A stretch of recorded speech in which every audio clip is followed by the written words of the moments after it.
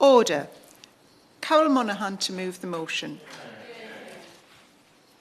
Thank you, Ms Elliott. It's a pleasure to serve under your chairmanship, and I beg to move that this House has considered the international support for the refugees from Nagorno-Karabakh. The Southern Caucasus is a melting point of different cultures, religions and ethnicities. Over the centuries, these different groups have at times coexisted peacefully and at others experienced turmoil and bloodshed. In recent memory, we have seen the Armenian genocide of 1915 to 23, where an estimated 1.5 million people were killed by the forces from the Ottoman Empire. As the Soviet Union began to collapse in the late 1980s, the region of Nagorno-Karabakh, an Armenian enclave within Azerbaijan, officially voted to become part of Armenia. Azerbaijan sought to suppress the separatist movement, while Armenia backed it. This led to clashes and eventually a full-scale war. Tens of thousands died and up to 1 million were displaced amid reports of ethnic cleansing and massacres committed on both sides. The most recent hostilities between Armenia and Azerbaijan show that conflict is never far away. Whilst they have recently negotiated a peace agreement, tensions remain high. And if there is a peace, it is certainly fragile. Just last year, a number of us gathered in Westminster Hall to raise concerns about the blockade of the Lachin corridor, the main supply route from Armenia to Nagorno-Karabakh. At the time, several members highlighted the potential for starvation and humanitarian catastrophe. The supposed Russian peacekeepers were at best observers and at worst actively supporting the ongoing persecution of the local Armenian population. Sadly, the outcome we most feared was realised last September when, after a 9-month blockade, the Azeri military expelled the Armenian population. This forced displacement of a people has taken place when the eyes of the world are turned elsewhere. As Armenia is a small country with a population of 3 million people, the arrival of over 100,000 refugees from Nagorno-Karabakh, as well as a further 40,000 refugees from the war in 2020, has had a significant impact on the country. I was a member of an IPU delegation that visited Armenia last month, and we met with a group of refugees from Nagorno-Karabakh. They described the events of the blockade and their eventual expulsion in harrowing detail. They described the so-called Russian peacekeepers travelling to Armenia, a privilege not afforded to the local population, where they bought goods and supplies only to resell them to the starving people at massively inflated prices. They described the difficulty in acquiring medical supplies, fuel and even water. They described the violent end of the blockade when the people were shelled out of their homes. We heard how the shelling started at 12:30 midday when children were at school and separated from their parents. They described the chaos of people trying to locate their loved ones and people abandoning their homes with just the clothes on their backs. The lucky ones had some fuel in their vehicles, the others just walked. The 40-kilometre journey to Armenia took 3 days because of Azeri forces' continued bombardment and because of obstructive bureaucracy by the Azeris at the border.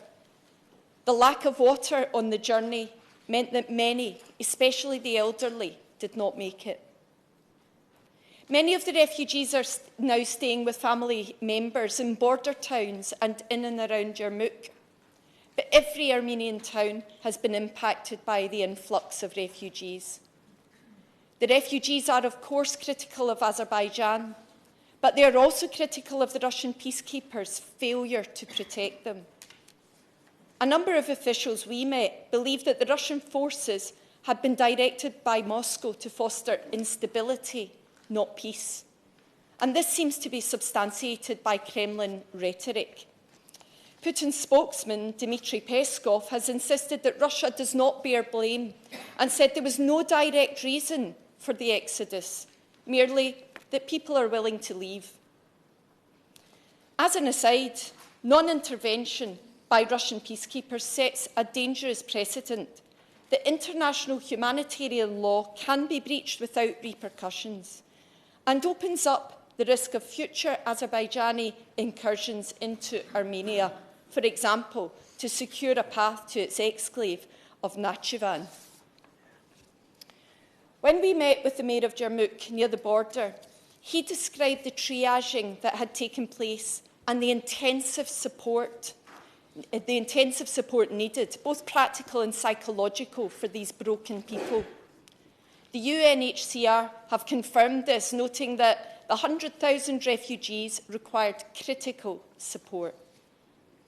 For many, this ethnic cleansing of a people has echoes of the Armenian genocide of 1915 to 23.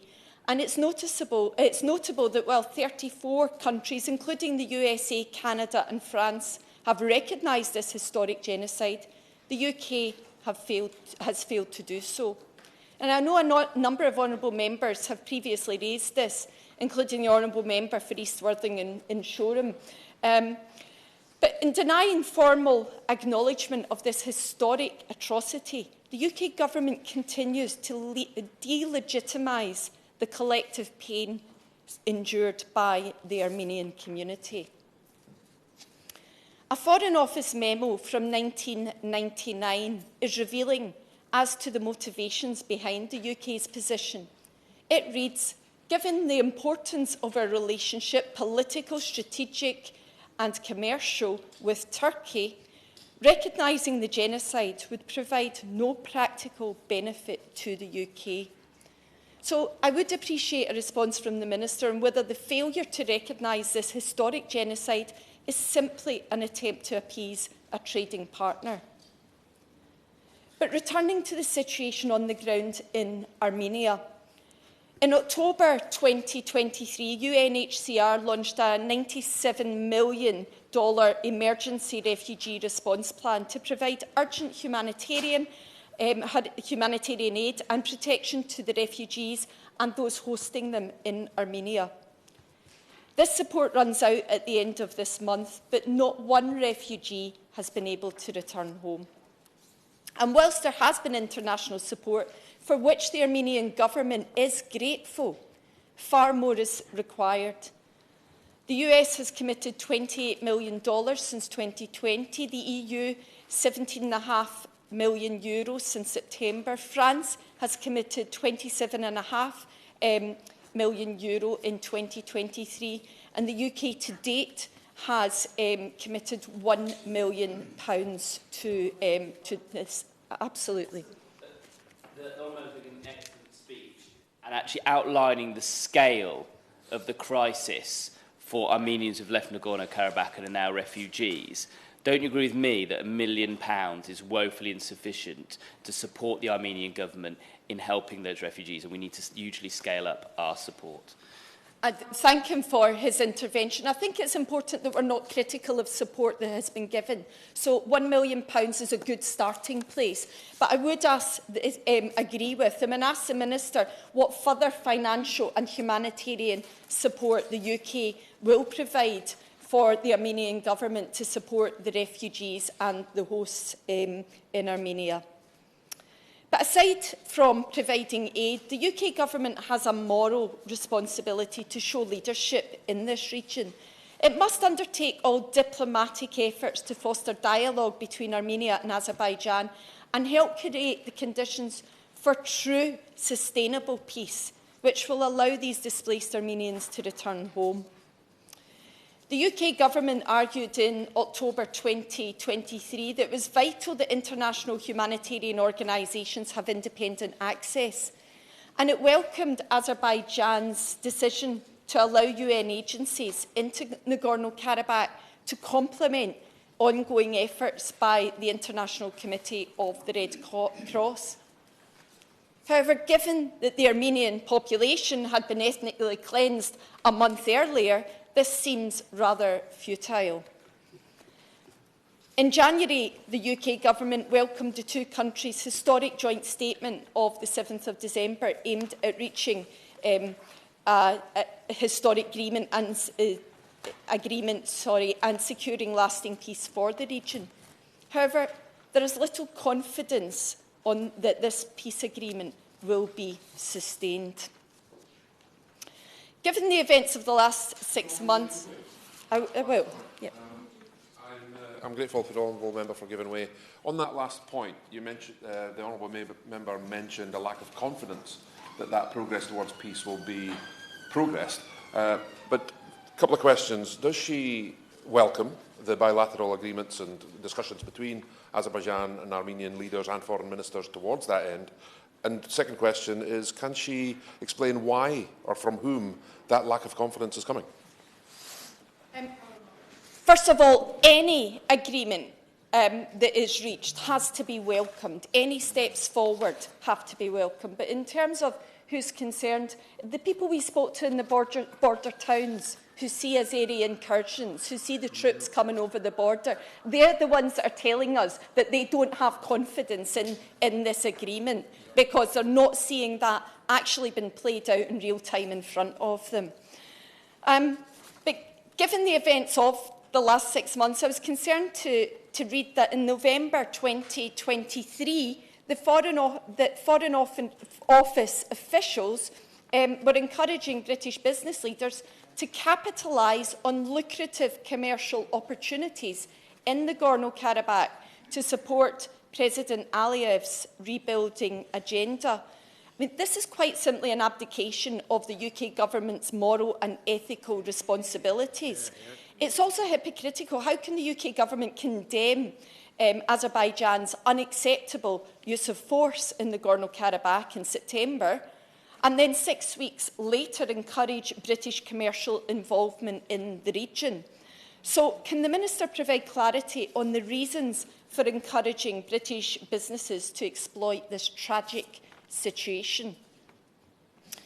Despite limited attention from international media, the situation on the ground in Armenia remains critical. Urgent assistance is required for the refugees and those supporting them. When we asked the refugees about their hope for the future, they responded that they simply wished to return home. The International Court of Justice have issued an order requiring Azerbaijan to ensure that persons who have left Nagorno-Karabakh can return in a safe, unimpeded and expeditious manner, free from the use of force or intimidation. And whilst the Azeri government states that return is safe, the refugees were clear that this is impossible. They were starved, they were bombed and they were killed. So their hope to return cannot be realised, certainly not at this present time. So my final question to the Minister is this: what representations has he made to the Azeri government on the treatment of the refugees and on their safe passage back to their homes in Nagorno-Karabakh? Can I remind members to bob, even if they have put in to speak, just so I am clear on who wants to speak in this debate. The question is that this House has considered international support for Armenian refugees from Nagorno-Karabakh. Sir John Whittingdale. Thank you, Mrs. Can I begin by congratulating the Honourable Lady for Glasgow North West on obtaining the debate. She was a very valuable member of the delegation from the British group of the IPU, which I took to Armenia just a few weeks ago, and it's very good to see actually all the other members of the group, all of whom I suspect will wish to contribute, with the exception of Lord McInnes from another place, where I'm sure he is pursuing these issues there as well. I'd like to thank the IPU for arranging the visit, Joe Perry, who accompanied us, and it's also good to see His Excellency the Ambassador here today, who has been hugely helpful.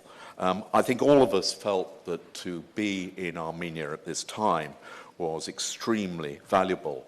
I have been to Armenia 5 times over the course of the last few years, although that is small compared to the number of my honourable friend from the other place, Baroness Cox, who is known as the Angel of Artsakh, for her numerous visits. But I have, on a previous occasion, been able to visit Nagorno-Karabakh to talk to the administration at that time.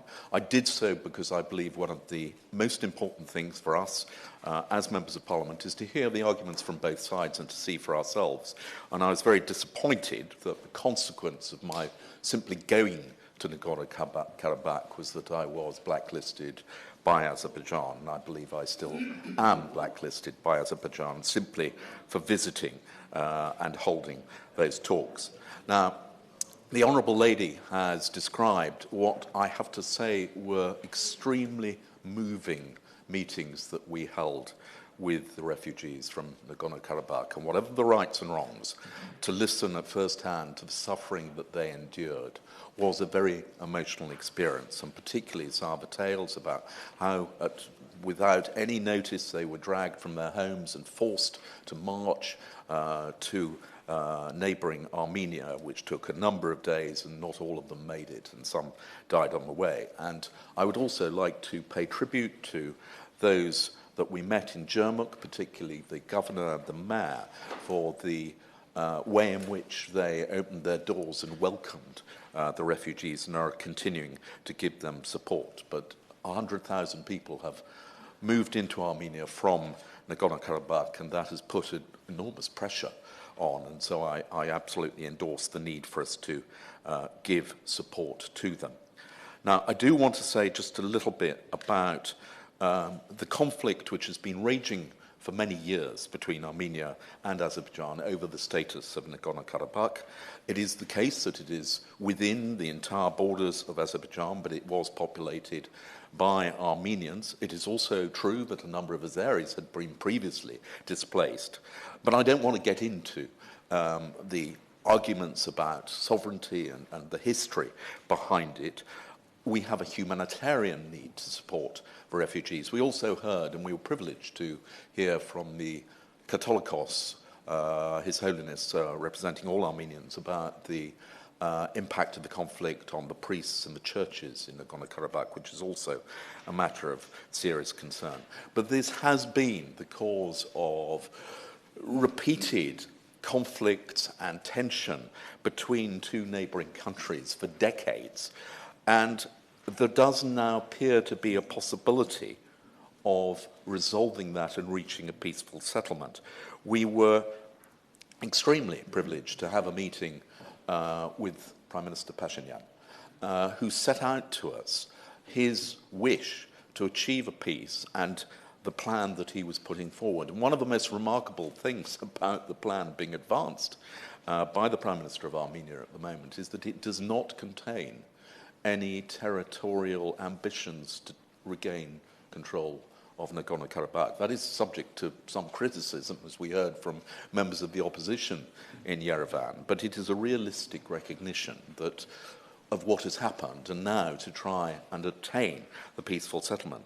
There are still issues to be resolved. In particular, the issue of the corridor connecting Nakhchivan to Azerbaijan. Those are both Azerbaijan territories, but the corridor will go through Armenia, and Armenia quite understandably believes that any corridor through their own land has to be controlled by Armenia, but they are open to negotiating free access to ensure that it is possible to travel easily between the two.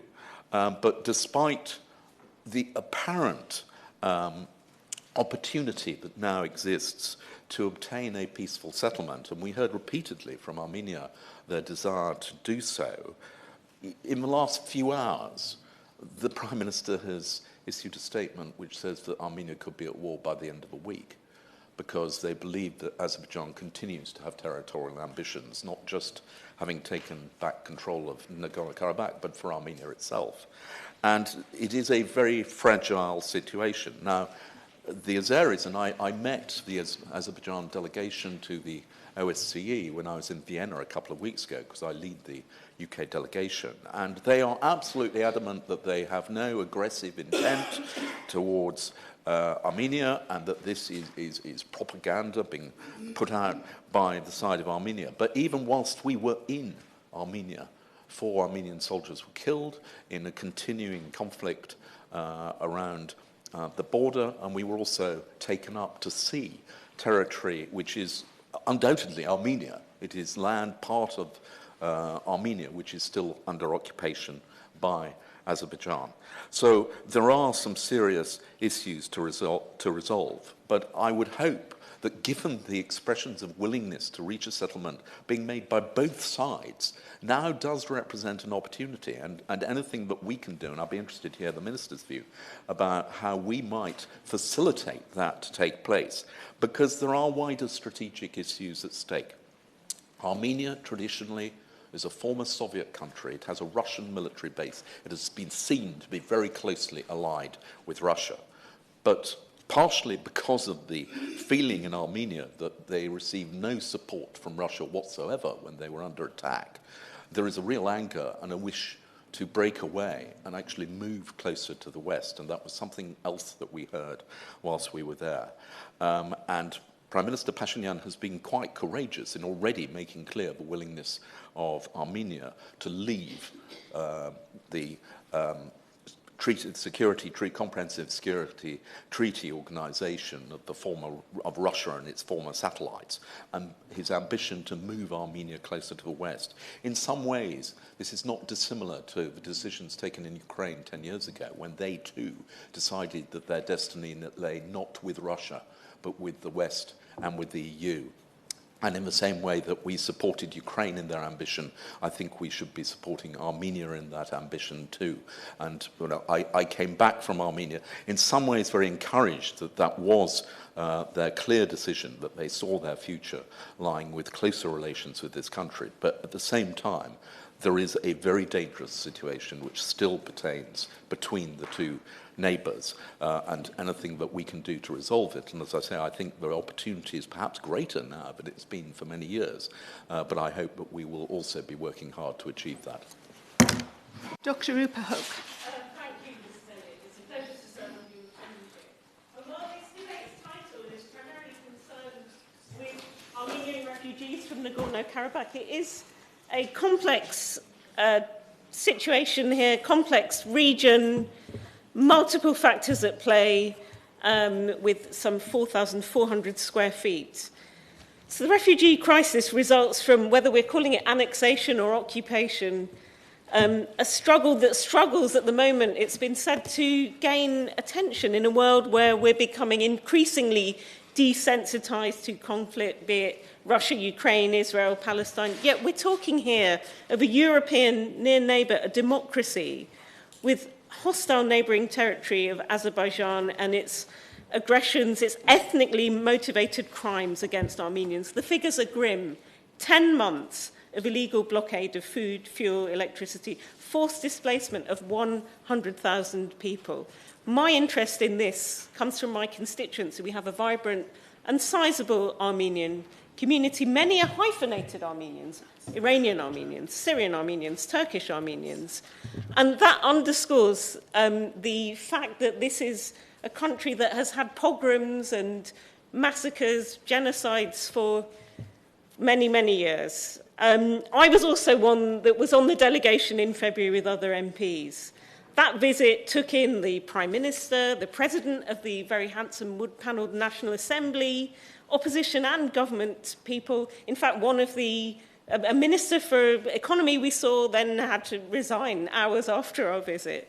But look, it was only when we got out of the embassies, the ministries, when we got out to Jermuk, in the snow-capped hills there, that the most memorable aspect of the visit took place. We got out to the cosy confines of Yerevan, the capital, and we took in the ancient monastery on our route in the mountains, which is a sign that this is the cradle of Christendom. And some of the atrocities we've seen, the destruction of churches, of crosses, the attempt to entirely delete Armenian culture, the renaming of these towns and cities sickening. Our visit also, as the member for Malden pointed out, was underscored by the killing of 4 soldiers. So it's the refugees that we saw that, as I say, were the most memorable. So Jarmuk is a town known as a bottled water brand with a reindeer as its logo, in fact. It was once a fashionable ski resort and spa town. Now it's 80% deserted from that former trade. Instead, it's readjusting to its new existence, accommodating the influx of Nagorno-Karabakh refugees. And we heard really moving, harrowing stories of human suffering, really touching stuff about people who fled on foot in the absence of fuel, the days and days it took to get over the border, the sadistic actions of the Russian soldiers with their black market, boiling sweets and all sorts of stuff, really horrific stuff, making their journey over.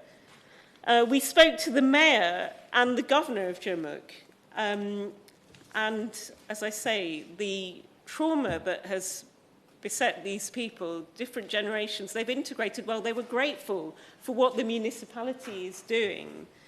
But, you know, our voice should be stronger in this country because we were in this room in 2020 debating the blockade of the Lachin corridor, and just a weakened response emboldens, and this thing was totally foreseeable all those years ago.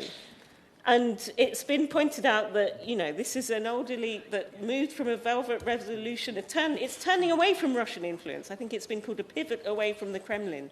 It's not been a comfortable transition. The EU has granted candidate status to Ukraine, Moldova, Georgia, no such privilege for Armenia, despite the fact, and also no love from Russia, despite the fact it's still a member of the CSTO.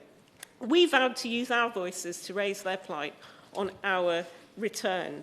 And we laid flowers at the National Genocide Memorial. Again, the very fact there is a National Genocide Memorial, the hyphenated Armenians of Ealing and Acton remind us of how wide the Armenian diaspora is. It's scattered and forced throughout different countries because of continuous persecution, genocide and displacement. Among the 20,000 in London, we have Ukrainian Armenian communities. Ealing Borough, mine, has long commemorated the Armenian genocide of 1915, and we've had an apricot tree at Ealing Green. It was upgraded this September to a more permanent memorial, already vandalised by what is suspected to be the Turkish Wolves group, who protested its inauguration last autumn. I've called for this government to recognise 1915 as a genocide. Our closest ally, Biden, has done, but yet there's been no budging, and there's this timidity, this vacuum that allows these actions of Azerbaijan. He's recently had an election which the result was entirely foreseeable, rather like the Russian election of this weekend. So I would say Ealing and Acton are richer for having the Navastratian Centre in Northfields, the Hayashen Centre in Acton, which both have done fundraising for Nagorno-Karabakh refugees. But what is our government doing? It just feels that in our post-Brexit world, again, our desperation for trade deals, the fact that BP, I would like to ask the Minister how far oil pulls the strings in these relationships. People who did do election observation in Baku said you could smell the oil when you land. It's all about oil. And how ironic that COP29 will be held in Baku. What an act of greenwashing when we've heard at the APPG yesterday how the ground is being rendered infertile for flora and fauna, you know, this scorched earth policy, and this greenwashing thing that they're doing by holding COP there. So I want to pay tribute to my Armenian communities, but also to press the government on aid. We know that the 0.7 commitment that we all stood on our manifesto to maintain has been cut. Could there be the introduction of a, say, Homes for Ukraine's type of scheme for refugees from Nagorno-Karabakh?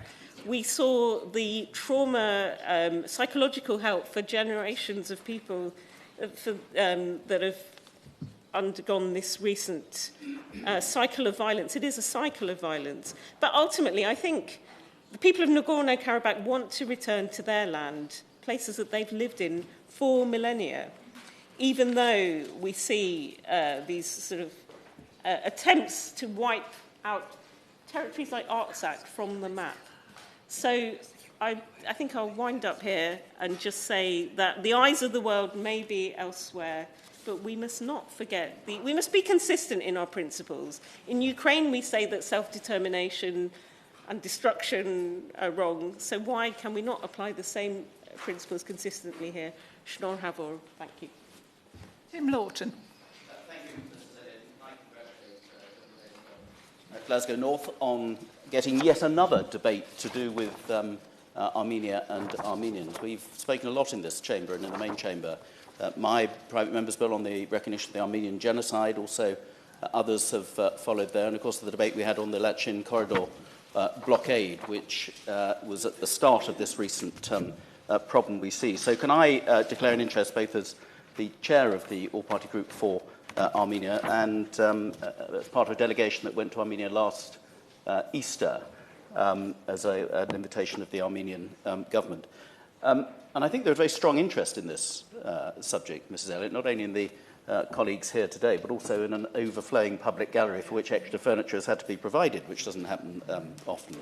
We had I have to say, a very alarming and sobering briefing from the former Human Rights Ombudsman for Armenia, Dr. Tatoyan, yesterday, who gave us an up-to-date position of the latest threat facing Armenia, as well as the chronology of what happened in Nagorno-Karabakh over the last year.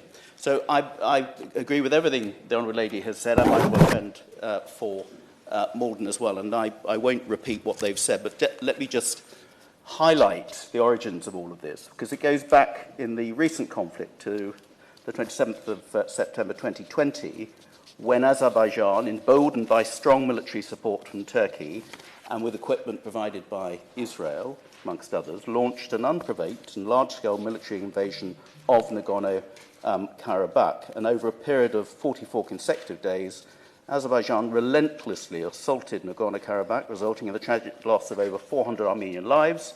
Civilian infrastructure, including churches, schools and hospitals, became deliberate targets of Azerbaijan. And there was a particular concern, as the Honourable Lady has mentioned, about some of the Christian relics and monuments, because Armenia was, of course, the first Christian country, and you don't have to go far in Armenia or Nagorno-Karabakh to see the history behind that. That conflict ended in a ceasefire agreement on the 9th of November 2020 between Armenia, Azerbaijan and Russia, a trilateral statement, but heavily skewed against Armenia. Then fast forward to 2022, the end of 2022, and the blockade of the Lachin corridor, with bogus eco-protesters supposedly blockading that vital corridor between Nagorno-Karabakh and Armenia. Azerbaijan completely ignored all orders under international law and the International Court of Justice to clear that corridor, and instead Azerbaijani soldiers replaced the protesters. And then, of course, last September, the 19th of September, Azerbaijan launched a full-scale offensive, piling into Nagorno-Karabakh, mercilessly reoccupying territory and driving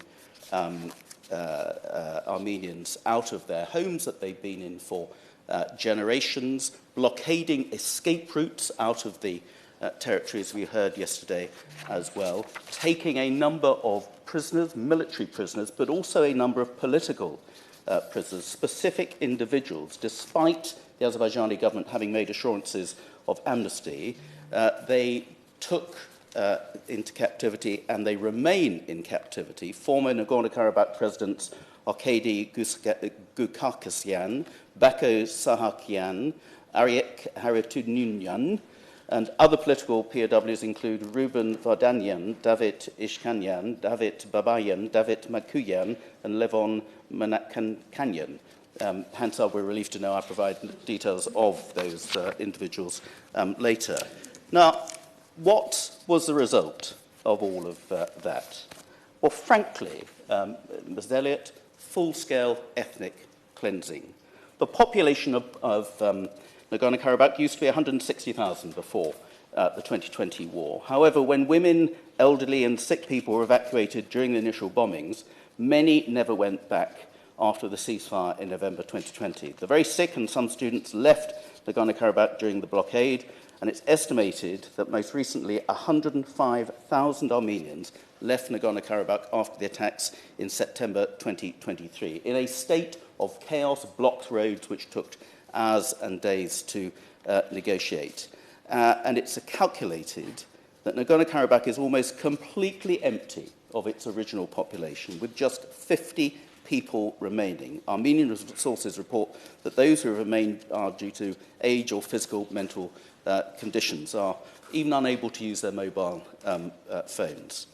Now, that huge surge of people into Armenia has had an impact on the population of Armenia. Not a large country, 2.8 million population. So just over 100,000 represents 3% of that country's population, all of a sudden appearing on its doorsteps. A country which lacks funds and a long-term plan as well. So it's been a really difficult set of circumstances for them to cope with. The Armenian government have generously given one-off payments of $250 to the refugees, followed by $185 monthly stipends. But the minimum wage in Armenia is, on average, they earn $668 per month. A quarter of the Nagorno-Karabakhans were already living below the official poverty line. Now, the Honourable Lady mentioned that there have been pledges of support from the EU, but big delay in the disbursement of those funds, and other countries as well. But the UK has only so far pledged £1 million. A good start, but I'm afraid doesn't really reflect the scale of the humanitarian crisis, which has gone so under the radar because the world's attention, as we know, is on what's going on in Ukraine and in Israel and Gaza as well. Those new arrivals from Nagorno-Karabakh include 30,000 children and 18,000 over the age of 65. Many men with limbs missing from war injuries and landmine explosions from the conflict. So this is a population in an above-average need of help and support as well. And what has Azerbaijan done? Azerbaijan is completely trying to remodel, rename, and reculturalize, if that's such a word, the entire territory. In October last year, Azerbaijan renamed one of the streets in the city of Stepanakert after Enver Pasha, one of the architects of the Armenian genocide. What more hostile, provocative act could you think of? In March, just a few days ago, footage was aired on Azerbaijan television of various buildings and monuments in Stepanakert, the capital, including its historic parliament building, being demolished for no good reason. And there are more than 4,000 Armenian historical and cultural monuments across Nagorno-Karabakh, among them churches, kakars, burial grounds, historical cemeteries, bridges. And there's a very real concern about the future of the culture of Armenians, that what's left behind in Nagorno-Karabakh that couldn't be taken out of the country. I'll give way to the Honourable Lady. We were in Chernobyl, we saw two kakar, I think it's called, the crosses that had been with the posts that had been removed from Nagorno-Karabakh. They were in pieces, but they were hoping to be destroyed. But they said there were many thousands that just couldn't be taken with them. So that's a whole. The ones we saw were over 1,000 years old. There'd be many others left behind. This is real cultural destruction. It is completely gratuitous, unnecessary cultural destruction. It's all about trying to erase the name, the culture, the history, the heritage of a peoples who have lived in that territory for many, many generations. And of course, we saw after the 2020 invasion of Nagorno-Karabakh, the government of Azerbaijan blatantly issued a set of postage stamps which pictured a man in a hazmat suit effectively cleaning out the territory of Nagorno-Karabakh of Armenian. This is ethnic cleansing in any shape or form that you want to describe it. So in conclusion, Mrs. Elliott, I think our asks of the Minister here today, notwithstanding our long-standing and important economic links with Azerbaijan, we also have humanitarian responsibilities and a long-standing relationship with Armenia and Armenians as well, and the Armenian diaspora across the world and in the United Kingdom. Will the government investigate whether ethnic cleansing under the UN definitions has actually taken place, and if so, what are the implications of that? Will the government press for the investigation of both politically and military prisoners who are still being held by the Azeris? And what is the government going to do to put pressure on the Armenians, on the Azerbaijanis, to withdraw from the 4,400 square kilometre territory within sovereign Armenian boundaries, which they are still occupying, some 30 or so villages, and where, as we've heard already, there is great alarm that they may make further military encroachments deeper into clear sovereign Armenian territory in the very near future. There need to be consequences of these abuses of international law. There need to be sanctions. I think the UK has a role to play in any peacekeeping force that could go back into making Nagorno-Karabakh and the borders of Armenia safe, because this is a very fragile situation, Mrs. Elliott. And I think we have a duty of care here, and I think one of those duties of this House is to make the world aware of the ethnic cleansing, the huge humanitarian crisis that has been going on beneath the world's radar whilst its attention is turned elsewhere. But that makes it no less serious, a humanitarian crisis going on as we speak. Jessica Morden. Miss Elliott, and thanks also to the Honourable Member for Glasgow North West for securing what was a very important debate and her clear and excellent speech setting out the plight of the refugees from Nagorno-Karabakh. And it is obviously timely given the return of the IPU delegation to Yerevan, which I think all of us have turned up to the debate today. And our thanks to the IPU and to Joe Perry and our leader there, the Honourable Member for Malden, for the organisation of that. And it's also timely because of the uncertainty about the continuation of the UN aid, which the Honourable Member spoke of earlier. It was poignant for me to visit 2 years on from the previous delegation, where we were warned many times and in stark terms that whilst the eyes of the world were elsewhere, Azerbaijan would take control of Nagorno-Karabakh and Russia would stand by. And that's, I know, members of the APBG who declare an interest on that visit, raised questions, raised debates, went to see the Minister, and I remember a particularly feisty speech by the Honourable Member for East Worthing and Shoreham on that. And that's exactly what happened following the 9-month blockade, designed to drive the ethnic Armenian population out in a brutal way, which the European Parliament has described as ethnic cleansing, which is why now we should heed the warnings from those we met in Yerevan just a few weeks ago, who told us the risk of escalation is ever present. In fact, 4 Armenian soldiers were killed during our visit there. The encroachment on the 30 villages, which the Honourable Member referred to, the incidents on the borders, the fear that Azerbaijan could use military force to impose the Zangezur transport corridor, supported by Russia, with references to Armenia as Western Azerbaijan. It is a fragile ceasefire, and I hope the Minister today will acknowledge that fear and do all he can with the levers he has and with the relationship he has with Azerbaijan to be a friend to Armenia. The subject of today's debate is rightly the fate of those driven from their homes, most of whom have ended up in Armenia, although some in Russia and Europe. We talk of the 100,000 plus refugees, almost the entire population, as others have said, but we should also remember the 40,000 displaced in the 2020 conflict.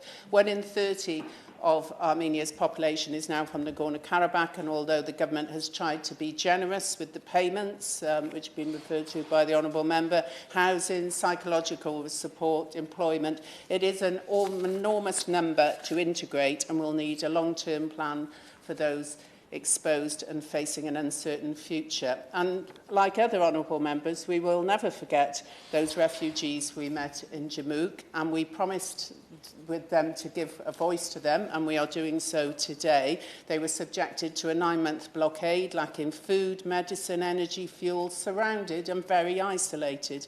We heard of those killed, those injured by shrapnel, those forced to walk the 3 days to Armenia as fuel was only sold at inflated prices if they could get it, those who died on the walk, the mothers who boiled their sweets to get sugar into their children, and the reports of the Russian peacekeepers who sold food at inflated prices, exploiting human misery. And their arrival with absolutely nothing but the scars that they carried from that blockade, too fearful ever to return home if ever they could.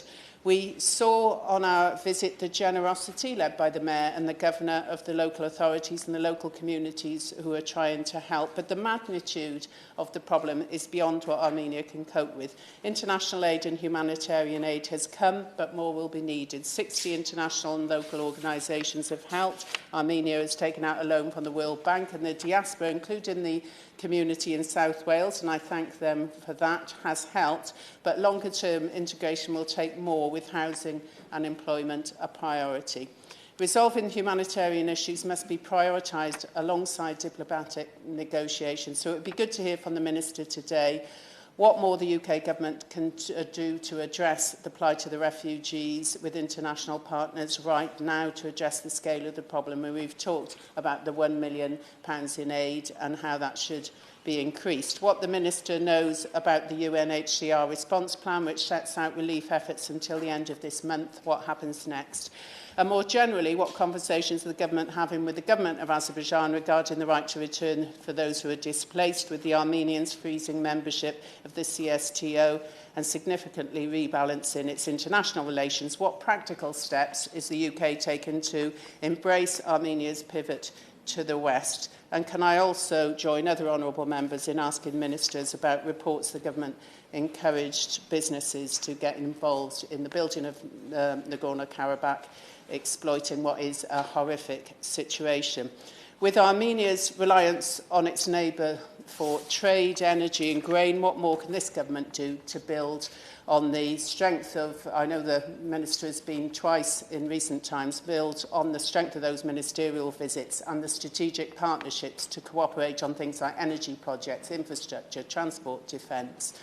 May I also raise the issue of acknowledging the genocide in 1915? I would point out in Cardiff we have the first genocide memorial in the UK, which many of us join members of the community in their commemorations there, and also join other honourable members in their points about the destruction of the cultural sites and the cultural artefacts, particularly the caja that we saw, I hope I said that right, that we saw when we visited the Catholicos, and as the honourable members have said, we saw just 2, and they were absolutely beautiful and ancient, but we were told that there were thousands more destroyed.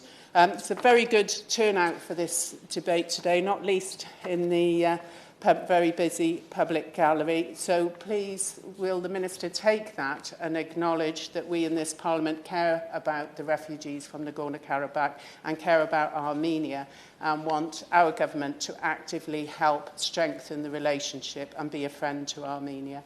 And as the Honourable Member for Ealing said so well earlier on, our voice in this place should be stronger. Backbenchers left, if you can bear that in mind when you were speaking. David Ducat. Thank you very much. And I will try and make my comments within that time. I'd like to start by drawing the House's attention to my entry in the register of members' financial interests, including my role as an officer in the all-party parliamentary group for Azerbaijan. And also my wife is from Azerbaijan, and to all my family and friends there who might be watching, I'd like to wish them a very happy Novruz for tomorrow.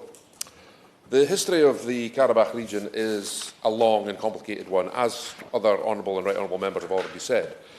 It actually predates the formation of the Soviet Union, but for most observers and commentators, and for the purposes of today's debate, the history since the fall of the the Soviet Union is most relevant. However, the stated history of the Nagorno-Karabakh conflict, including in today's debate, doesn't always go right back to the start of recent hostilities that predated the fall of the Soviet Union. Separatist demonstrations, confrontations and skirmishes, as well as failed interventions by the Soviet leadership, took place at various times between 1988 and 1991. And during this time, Azerbaijanis living in Armenia were also forced to flee that country. But the conflict did escalate into all-out war after Armenia and Azerbaijan attained independence from the Soviet Union in 1991. And often when the history of this period is presented, it only goes back to when Armenian-backed forces were already in full occupation of the region, even though internationally recognised as the sovereign territory of Azerbaijan. But what is not often reported, and it hasn't been mentioned by speakers today, at least not yet, as a result of the occupation of Azerbaijan's Karabakh region, over 800,000 ethnic Azerbaijanis from that region also became displaced from those territories. In 1994, jumping ahead, a ceasefire was reached through Russian mediation, but skirmishes continued along what became known as the line of contact. And during that time of ceasefire, there were a number of international resolutions, including in January 2005, the Parliamentary Assembly of the Council of Europe, PACE, condemned ethnic cleansing against Azerbaijanis. In May 2007, the Council of Ministers of Foreign Affairs of the Organisation of Islamic Conference, the OIC, adopted a resolution considering the occupation of Azerbaijani territory as the aggression of Armenia against Azerbaijan and recognising the actions against Azerbaijani civilians as a crime against humanity. I'm quoting this, by the way. And condemning the destruction of archaeological, cultural and religious monuments in those occupied territories. In March 2008, an OIC resolution further condemned the occupation of Azerbaijani lands by Armenian forces and Armenian aggression against Azerbaijan, ethnic cleansing against the Azeri population, etc. Also in March 2008, the United Nations General Assembly adopted Resolution number 62/243, which demanded that immediate, complete and unconditional withdrawal of all Armenian forces from all occupied territories of the Republic of Azerbaijan. And finally, this is not by any means an exhaustive list of resolutions. In May 2010, the European Parliament in Strasbourg adopted the resolution that the occupied Azerbaijani regions around Nagorno-Karabakh must be cleared as soon as possible. In September 2020, a new war erupted in Nagorno-Karabakh and the surrounding territories, in response to which the United Nations called on both sides to de-escalate tensions and resume meaningful negotiations. This war ended in November 2020 when a trilateral ceasefire agreement was signed between Azerbaijan, Armenia and Russia, according to which Azerbaijan regained all the occupied territories surrounding Nagorno-Karabakh, as well as one-third of Nagorno-Karabakh proper, including Shusha and Hadrut. Unfortunately, an identifying feature of this conflict has been the extensive use of landmines throughout the area, particularly along the contact line, as well as in the form of booby traps that have been left behind by departing Armenian occupying forces. According to the Azerbaijan National Agency for Mine Action, ANAMA, through a survey which is still ongoing, over 1 million hectares of land in this area could be contaminated by, according to initial estimates, approximately 1.5 million landmines. From 1991 until the ceasefire in 2020, over 3,000, I think it was almost 3,500 people, were injured or killed by landmines. But even since that ceasefire in 2020, a further 346, as of the 5th of March, had been added to that number. And with landmine contamination accounting for some 12% of Azerbaijan territories, coupled with a reported lack of reliable maps provided by Armenia, the threats emanating from the mines will continue disrupting the life and economic well-being of Azerbaijani displaced persons for decades to come. I welcome the assistance that the United Kingdom government has given, up to now, not just to the specific mine-clearing efforts in Azerbaijan, but also towards the valuable lessons being learned in that operation that will be invaluable, that will no doubt prove invaluable in other areas of conflict where landmines are being used. Others have discussed the events of 2022 to 2023, which culminated in the return of occupied territories to Azerbaijan. At this time, there was also an exodus of over 100,000 ethnic Armenians from the area, mostly to Armenia itself, which is the core subject of this debate. And there is no doubt that the conflict itself and the return of occupied territories to Azerbaijan must have been distressing and destabilising for the people living in Karabakh. And the desire to flee may, in some way understandably, particularly given some of the propaganda and fear-mongering that may have taken place with regards to the intentions of Azerbaijani authorities. However, Azerbaijan refutes any accusation of ethnic Armenians being forcibly removed. Various UN missions, including experts from UNICEF, OCHA, The World Health Organization, UNHCR visited the Karabakh region of Azerbaijan twice on October 23, did not come across any reports of mistreatment with respect to ethnic Armenians or civilian infrastructure, including cultural objects. Similarly, the UNHCR and Red Cross, personally present on the ground throughout, have not. You and I were sharing the time. And we have one more speaker. No. Yes, between two people. Between two people. All right, I apologise. I misheard. Thank you. I'll skip ahead to my conclusions in that case. Sure. Take the whole 9.5. Azerbaijani authorities have repeatedly and unambiguously confirmed their commitment to create conditions for Armenians to stay and to reintegrate and to ensure the right to return for those Armenians who can apply for Azerbaijani citizenship. The return should, of course, be respectful of the sovereignty and territorial integrity of Azerbaijan. As Azerbaijan sees it, the conflict between Armenia and Azerbaijan is over. With the exception of a few local incidents, the last 5 months have been the calmest period in the history of the former conflict, going back to the late 80s. Azerbaijan and Armenia have never been this close to peace since they were neighbouring Soviet republics. On 7th December 2023, I won't repeat the full extent of what's been done, but as part of the confidence-building measures, Armenia has supported Azerbaijan's bid to host COP29, while Azerbaijan supports Armenia's candidacy for COP Bureau membership. Both sides have also been working continuously on the draft peace agreement through the last 5 months. Azerbaijani and Armenian foreign ministers, as I mentioned earlier, have met, as have their countries' respective leaders. All of these meetings have appeared to be positive and constructive, and I'd welcome the Minister's comments on how he and the UK Government view the progression of those talks. As Azerbaijan and Armenia engage in these direct negotiations to reach sustainable peace, it's very important that the progress of these negotiations, and therefore the future of the whole region, is not undermined by domestic or international political interference. First of all, can I commend the Honourable Lady for Glasgow North West for setting the scene. I thought she set the scene very, very well. Spoke of the issues of the refugees, 100,000 refugees. So let's focus on the issues of what this debate is about. It's about the refugees. It's about the fact that they have been abused. They've been attacked. They've had their property stolen. They've had health issues, education. Their whole way of life has changed because of the aggression of the Azerbaijanis. So that's quite clear what has happened, and be under no illusions. I remember the Honourable Member Stephen Pound. He was a member in this House. He was a friend of Armenia, and he told me many times about the stories that related to that. There's absolutely no doubt that Russians' aggression against Armenia has had its detrimental effect upon good people who have been abused and as a result of that.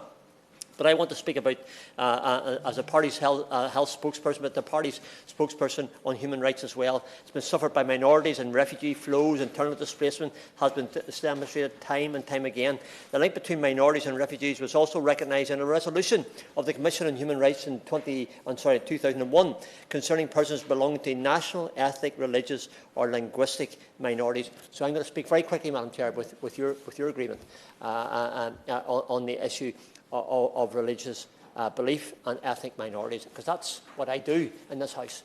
And as a chair of the APPG for Freedom of Religious Belief, I'm going to say that very quickly. I know the people in this audience here today, in this gallery just behind us. I don't know any of them, by the way, just say that quite clearly. But I'm sure that some of those people have been disenfranchised for their ethnic beliefs, for their religious persuasion that they have. So religious minorities as refugees face greater chances of human rights abuses and discrimination across the whole of the world. Human rights and freedom of religious belief, they march hand in hand together. You take away one, you take away the other, and that's how it works. As the conflict continues, the religious rights and actions for and against religious minority refugees from Nagorno-Karabakh must be addressed. So I'm hoping that the Minister, and the two shadows I know will do it, I'm hoping the Minister will, when it's summed up, also take on board that issue. In addition to refugee rights and FORB, the UK must maintain relations and monitoring of the rights of freedom of religious belief within Armenia during this conflict, as they have lost so much. I make a quick example of one. I'm aware of that on the 7th of February, Yerevan's Criminal Court of Appeal rejected a 20-year-old Baptist conscientious objector, David Nazaretian, appeal against a 2-year jail term imposed in October 2023 for refusing military service. Now, I'm a Baptist as well, and I understand why I want to see for Baptist religious groups, but also other groups as well. Nazarbayevan's application for return of civilian service was repeatedly denied. He has considered a further appeal and will not be required to go to jail until any further appeal is heard. The last known jailed conscientious objector was freed in 2001. Last comment, Madam Chair, and I give you my word in this. I'll certainly not be taking 8 minutes to put over my point of view. As reported by Freedom House, Article 18 of the Constitution recognises the Armenian Apostolic Church as a national church responsible for the preservation of Armenian national identity. 94% of the population identifies as Armenian apostolic. Members of religious minority groups have reported some discrimination in the past. In 2020, the National Security Service opened an investigation into Yazidi activist Sasik Sultanyan after he publicly stated that Yazidis experienced discrimination in both areas. International human rights NGOs criticised the investigation as brutality and unlawful. The case was apparently ongoing. I just say this in conclusion, Madam Chair. As someone who takes a deep interest in human rights issues and freedom of religious belief, on behalf of all these people in this gallery and all those 100,000 who have been disenfranchised and discriminated against, I think it's time that we stood up for those people and did the best we can. Thank you. Thank you. Chris Law. Thank you, and it's a pleasure to serve under your chairship, Mrs Elliott, and I'd like to thank my honourable friend, the member for Glasgow North West, for securing this debate this afternoon. This is a debate that's long overdue, and it's over a year since we debated the closure of the Lachin corridor and the impact of Azerbaijan's aggressive actions towards the Armenian population of Nagorno-Karabakh, also known as Artsakh. In January 2023, the majority of those who spoke recognised the dire humanitarian situation emerging in the region. We understood the tactics being employed by Azerbaijan, and we warned that without a sufficient response from the international community, there would be a full-scale ethnic cleansing, and that's exactly what happened. Indeed, Chair, as I mentioned in my speech at the time, the President of Azerbaijan, Ilham Aliyev, made his desired outcome of the blockade clear when he said, and I quote, "Whoever doesn't want to become our citizens can leave. The road is open. They can go by the cars of Russian peacekeepers, by buses. No one will impede them." Well, what a welcome that is. He wanted to force the Armenians of Nagorno-Karabakh to leave their ancestral homeland. 9 months after that debate, we saw those words put into action. After Azerbaijan violated the 2020 ceasefire agreement by launching a full-scale military offensive in Nagorno-Karabakh on the 9th of September, over 100,000 Armenians, almost all of the region's ethnic Armenian population, fled in fear of persecution. This in addition to the 40,000 who had already fled in 2020. The Lachin corridor, which has been blockaded for so long, became the only escape route for those people, fleeing on foot, by car or by truck, by carriage or tractor, by any means necessary. They left behind their homes and belongings, their churches and cemeteries, and their businesses and their schools. They were forcibly displaced from their land and became refugees. A group of more than a dozen non-governmental organisations, including Genocide Watch, have issued a warning that all the conditions for ethnic cleansing are now in place. So what assessment has the UK Government made of this claim, and will the Minister commit to supporting an independent fact-finding mission to establish what has occurred in Nagorno-Karabakh and to support and promote justice for the victims in the coming months? Furthermore, what conversations is he having with Azerbaijani colleagues regarding the right of return of those who fled Nagorno-Karabakh, and what guarantees for the safety of those displaced would Azerbaijan be willing to provide in line with the International Court of Justice order? Armenia is now facing an extensive refugee crisis with a population, as already suggested, of 3 million. 1 in 30 people in Armenia is now a refugee. For most of the refugee population, they arrive in Armenia suffering from acute effects of the blockade, with medical workers reporting a high number of cases of malnourishment, dehydration, and a lack of access to prescriptions.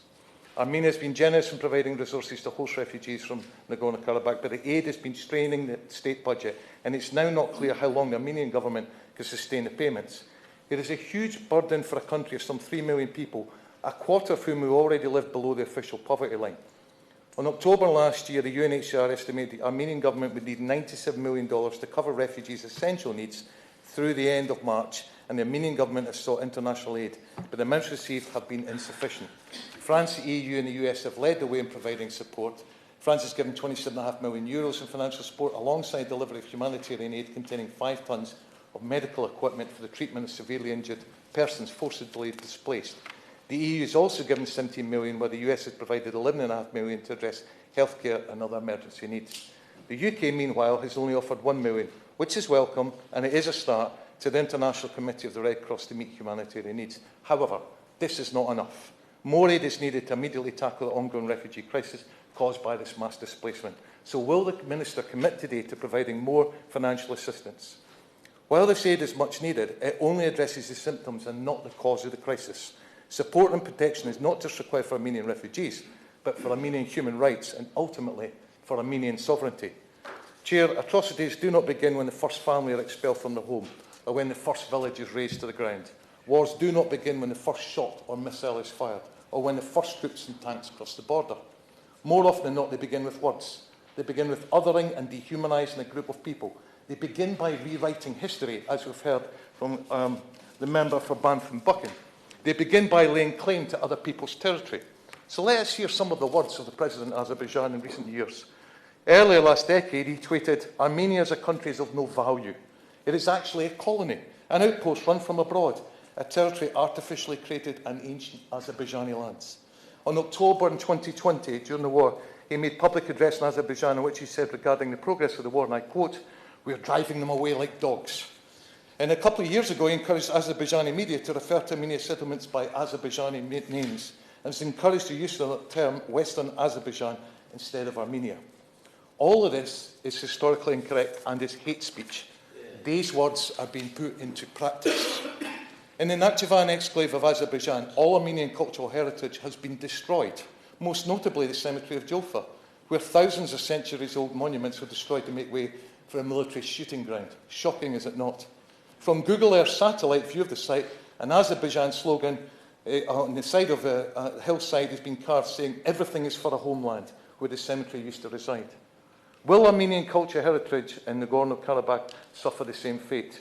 There are more than 4,000 Armenian historical and cultural monuments that are under the threat of total destruction. So can the Minister assure me of the steps the UK Government is taking to preserve this cultural heritage? Shamefully, the UK Government has also been caught encouraging UK businesses to participate in Aliyev's plans for Nagorno-Karabakh. Was senior UK Government official encouraging business leaders to take advantage of the financial opportunities, in which he said, and I quote, "huge western chunk of the country that needs to be rebuilt from the ground up." So therefore, why is the UK Government not willing to condemn Azerbaijan's actions towards Armenia, but instead willing to be complicit and participate in these actions? Why, when the first prosecutor of the International Criminal Court issued an expert opinion explaining that Azerbaijan's impeding of food, medical supplies and other essentials in Nagorno-Karabakh represented, and I quote, "the archetype of genocide through the imposition of conditions of life designed to bring about a group's destruction," when the ICJ considered it, and I quote, "plausible that the Lachin corridor blockade had produced a real and imminent risk to the health and life of the Armenians living in Nagorno-Karabakh, did the UK not take provisions to prevent this?" The renewed conflict demonstrates the failure of years of diplomatic efforts to prevent the persecution of ethnic Armenians.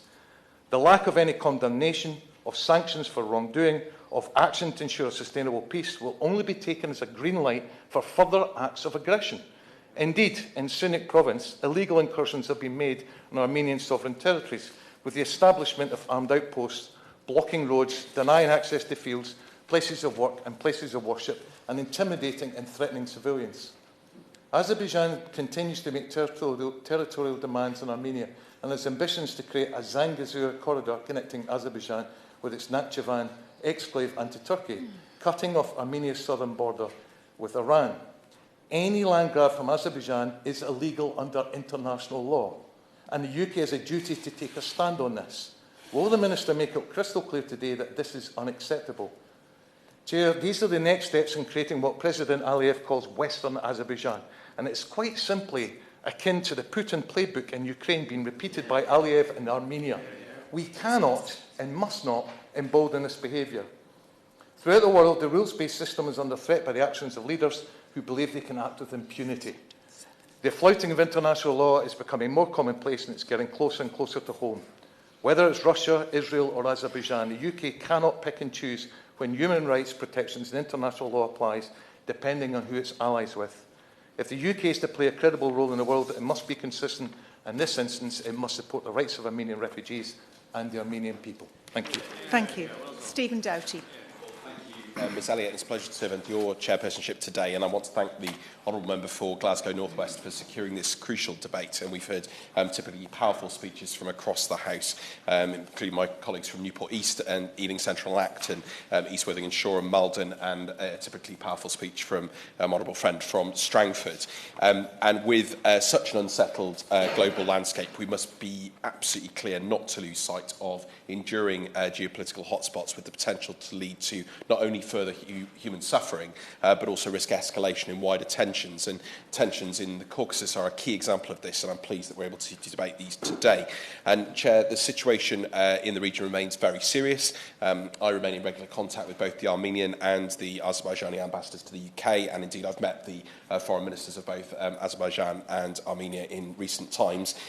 We all want to see peace and stability in the region, and indeed any return to the full-scale conflict of recent years. That would be an absolute disaster for the region and indeed for all peoples. But it's fair to say, and we've heard this today, Madam Chair, that this has been a profoundly challenging years for the people in the region and indeed more broadly. Last September, as has been heard, we saw Azerbaijan launch a military incursion into Nagorno-Karabakh, which at the time was home to the ethnic Armenian population of 120,000 people. This was, of course, preceded by the 9-month blockade of the Lachin corridor, leading to shortages of food, fuel, medicine and basic provisions, which completely undid the social fabric of the enclave, leaving the UK to declare a humanitarian emergency in August of 2023. This is an issue that I raised on regular occasions with the Minister and indeed publicly and in debates in this House. We saw gas supplies cut off, we saw electricity and communications damaged, and I know this was a concern to members across the House. Nagorno-Karabakh became unreachable to the world, and the implications of this period of such unimaginable insecurity and uncertainty continue, understandably, to reverberate throughout the population, now displaced with their lives altered irrevocably, and no people should have to live in such conditions. We've heard, Madam Chair, that in September last year, Nagorno-Karabakh came under direct Azeri control, and now the ethnic Armenian population has had to flee into Armenia.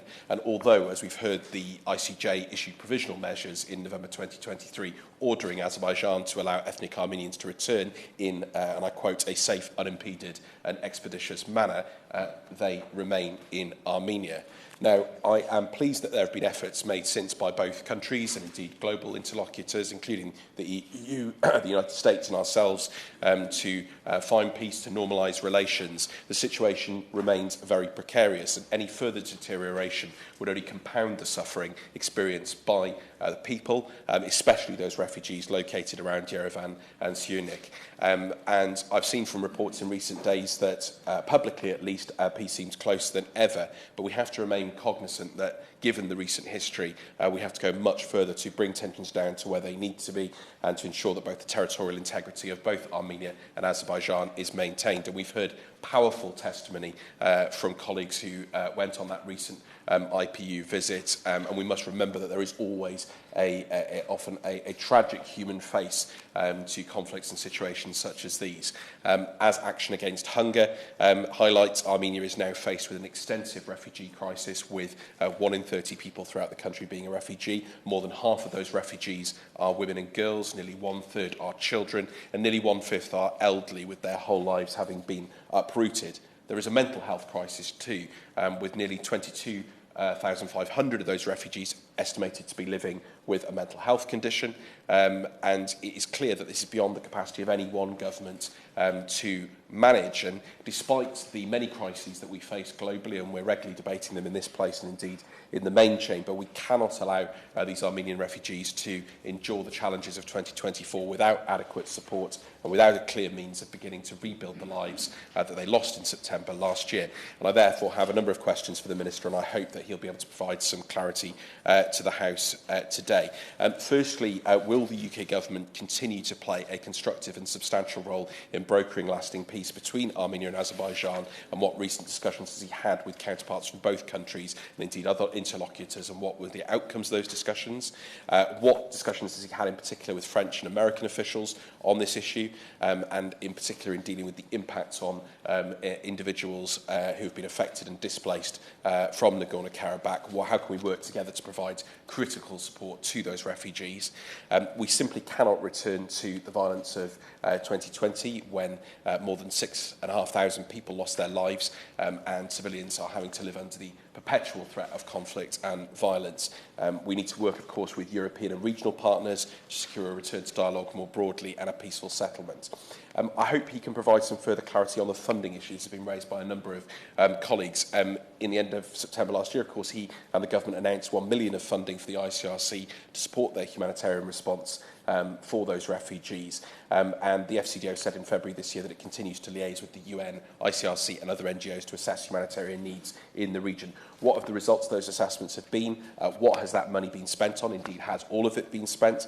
And is it the view that the £1 million payment is sufficient? I want to compare, of course, France announced in December that it was taking its total contribution to emergency appeals to €27.5 million. The EU's provided €17.5 million euros in humanitarian aid to assist those displaced in Armenia, and the United States announced an additional $4.1 million in November of 2023. And so I hope the Minister can provide some clarity on the sufficiency and the assessments that have been made in relation to our support. An important issue was raised around the protection of the cultural and religious heritage, not only, of course, in Nagorno-Karabakh, but more broadly. And I wonder if the Minister can say what assessments he has made of this, what discussions he's had with the Azeri authorities and indeed with UNESCO and other bodies. This is of critical importance. And reference has been made to Armenia's critical role, particularly in the history of Christianity. And Nagorno-Karabakh and the wider region may seem remote to many, but I'm afraid to say that it contains men and women and children who've been successively let down for years, and they need and deserve our focus and support. I wonder if the Minister could say a little as well about the issue that's been raised relating to alleged extrajudicial killings, torture and abuse of prisoners of war, and what assessment has he made of individuals who are still held in prisons? Has he discussed this with his counterparts in Azerbaijan and elsewhere? I wonder if the Minister could set out a wider strategy for the Caucasus, spanning diplomacy, aid and trade, but also, crucially, atrocity prevention, humanitarian support and the upholding of human rights. And what assessment has he made of the role of UK corporations in the region? I think that's a very, very important point. We have a significant presence, and with that comes particular responsibilities in relation to ethical practices. We're also clear, and I think there will be unity in the House on this matter, that Russia should have no place in the region's future and would actively and is actively seeking to impede progress towards peace, security and good governance. The last few years have demonstrated that Putin's vision for the region is one that is less secure, less cohesive and weakens, so it remains within its sphere of influence. So what assessment has he made of Russia's engagement in the region, and what steps are being taken in concert with our partners to counter Russia's malign influence? And I draw note, Madam Chair, that Armenia has frozen its membership of the CSTO and is apparently considering leaving. What is the UK government's view on this, and how can we support all countries in the region and indeed across Europe who are seeking to extricate themselves from that malign influence that Russia provides? Finally, Madam Chair, can the Minister be clear on his position on the question of a right to return for ethnic Armenians removed from Nagorno-Karabakh, and what is the official UK government position on this issue? I referred earlier to the ICJ provisional judgments, and I hope he can provide a clear answer on this. Madam Chair, in conclusion, the people of Nagorno-Karabakh cannot be forgotten. This is a human face, a huge human face to tragedy. The impact on individual lives that I know many members here have heard directly has been immense. And I hope that the government will continue to support those people in their plight, as well as working to bring about a lasting and enduring peace in such a troubled region. The UK has a critical role to play in the Caucasus. Indeed, that's the view of the official opposition of the Labour Party, and I hope the government can demonstrate that they are ready to meet those challenges. I call Minister Leo Doherty. We're now back on track on time. Thank goodness. Thank you very much. Well, thank you very much indeed, Ms. Elliott. I'm very pleased to be here answering in this important debate. I'm very grateful to the Honourable Member for Glasgow North for securing this debate and highlighting, in reference to her recent experience of travelling in the region, the acute challenges facing those affected by September's military action in Nagorno-Karabakh, and I appreciate her sharing her impressions of her time there, and I'm very grateful for the contributions of all members, and I shall seek to cover off the questions and points raised during this afternoon's set of powerful and compelling speeches. And I will begin by reflecting on the humanitarian situation before turning to the topic of peace efforts, and because I think, as colleagues have concluded this afternoon, it's lasting peace which is at the heart of any long-term solution and any improvement in the lives and livelihoods of people in the regions. So, as members have very eloquently set out, relations between Armenia and Azerbaijan are deeply complex.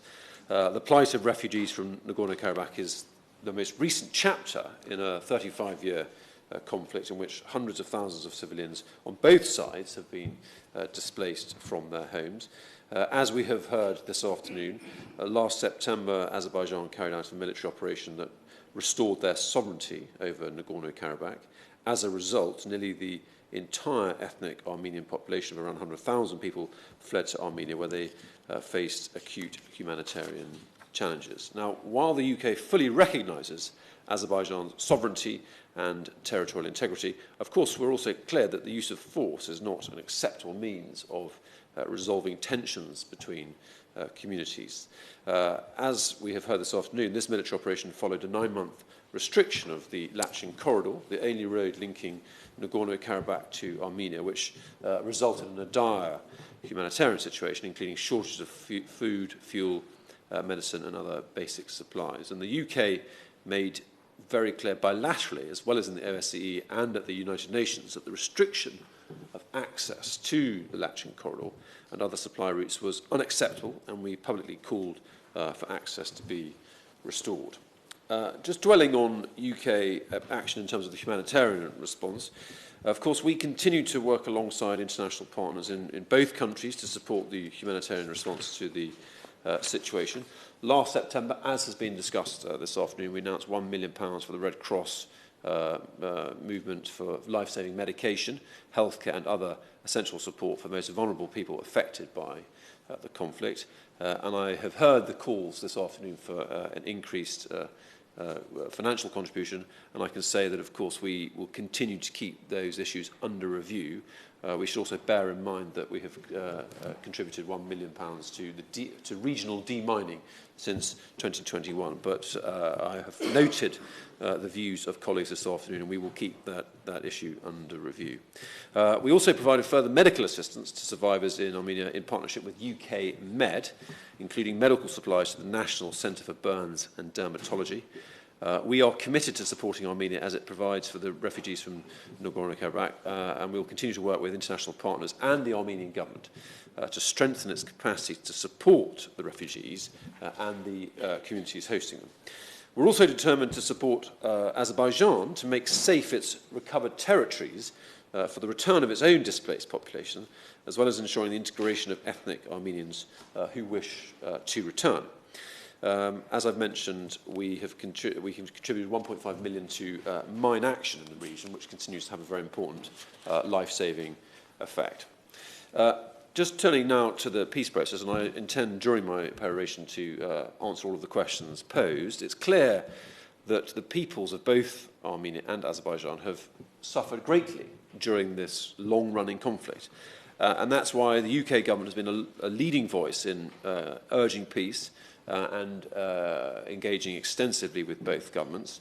And I thought the Right Honourable Member for Malton summed up the current feeling when he described the fact that there is a realistic recognition of the current situation and a quiet positivity about the possibility of peace. And I concur with that sentiment. The UK stands by to be a partner for peace, and we will continue in our role to energetically engage diplomatically, to continue to offer our ability to convene and encourage. And in a nutshell, our role is to try and enable success for those two countries to come together and settle and conclude a lasting peace. Delighted. Prime Minister, giving way. Would he be able to address the issue, my honourable friend from the front bench raised it, of Russian influence? The fact that we hear the term Russian peacekeepers, is that not a contradiction in terms? And should they not be international border forces? Minister.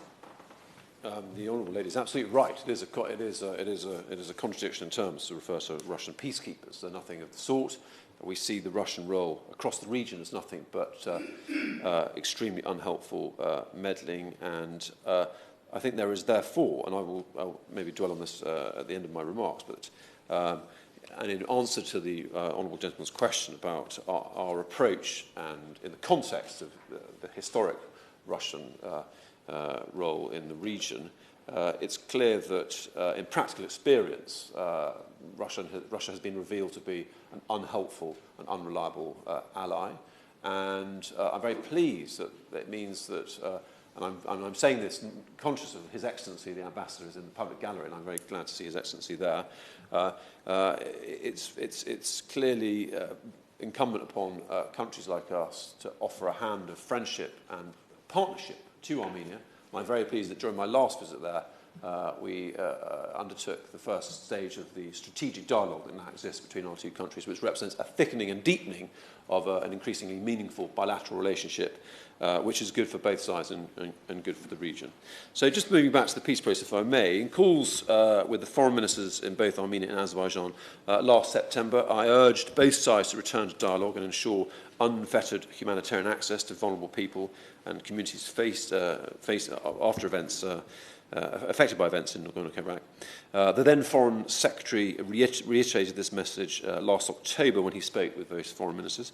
As I've mentioned, I visited Yerevan and Baku last November, where I met with the leaders and the foreign ministers in both countries, and I urged them to engage meaningfully in internationally mediated negotiations to reach an agreement and to secure a lasting peace for the region. I was very delighted that President Aliyev and Prime Minister Pashinyan met in Munich last month at the Security Conference, and that their foreign ministers quickly followed up with a meeting in Berlin at the end of February, and we continue to engage energetically on the diplomatic front in terms of our own diplomacy. I am encouraged by both sides' openness to continuing their discussions and to recognising and welcoming the offers of international support. We and the international community, in concert with allies in Europe and across the Atlantic, continue to stand ready to support them at every step of their journey towards peace. And I think I will refer again to the comments made by the honourable member for Malden. It's that realistic recognition of the opportunity now that lies ahead of both leaders for a meaningful and sustainable peace that is something we should be quietly optimistic about, and we will continue to offer our support through our diplomacy as they do that important work in the bilateral context, and that is something we should be quietly encouraged by. Delighted. The UK will be hosting the European Political Community Summit. Does he see that as another key opportunity where the UK could play a role in trying to find efforts towards peace? He's absolutely right. We are pleased that we will be hosting the EPC in July, and he's correct, and we note that that's a very useful convening moment and a good opportunity for leaders from the Caucasus to come together in concert with other European leaders to progress peace. And if I can just turn to some of the additional questions posed. Firstly, on the preservation of religious sites. Of course, both Armenia and Azerbaijan are responsible for ensuring that the cultural heritage of all the peoples of the region is protected and preserved for the benefit of all. We take very seriously reports of the destruction of religious and cultural sites, and we support the work of international organisations, observation missions in evaluating this. And I was also grateful, I should say, for the Honourable Member for Strangford raising the important issue of freedom of religion, and I entirely agree with the sentiment expressed therein. Several members posed questions about prisoners of war and war crimes. On the issue of prisoners of war, of course, we continue to encourage the return of all prisoners of war and the remains of the deceased from the conflicts. and we were pleased to see Armenia and Azerbaijan agree to the release of 34 prisoners in December last year, and we continue to call for... Oh, God, yes. Yes, okay. Convention to leave a moment or two for wind-ups from the moving member. So to conclude, and I should just say, can I just... I will conclude, therefore. Let me reiterate that we stand by those affected by this conflict. We will continue to offer humanitarian support. We will continue to very energetically offer our diplomatic support. And we hope that this is a moment, after many turbulent years, that there is a real and meaningful and sustainable chance of peace in the South Caucasus. Thank you. Carol Monaghan. First of all, I want to conclude my remarks by paying tribute to the government and people of Armenia who have ensured that the refugees from Nagorno-Karabakh have been given the food, shelter and support that they require. I want to thank all of those who have joined us this afternoon in the public gallery, including His Excellency the Ambassador. So thank you for joining us this afternoon. And finally, can I thank all the members here this afternoon who have participated in this really important debate. It is important that we shine a light on the troubled area of Nagorno-Karabakh and ensure that the people of Nagorno-Karabakh currently in Armenia are not forgotten. Yeah, well done. Order, order. The question.